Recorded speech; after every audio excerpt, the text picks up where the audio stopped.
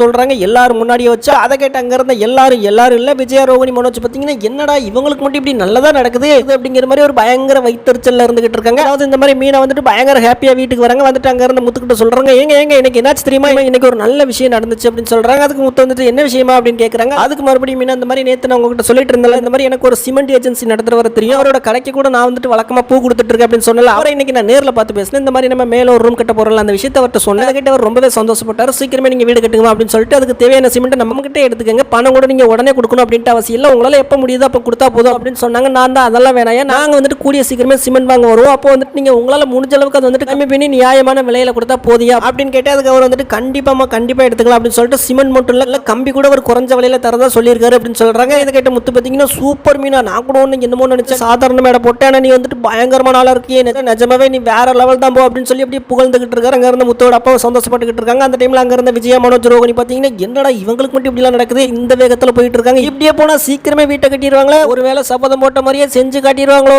அப்படிங்கிற மாதிரி பார்த்துட்டு இருக்காங்க.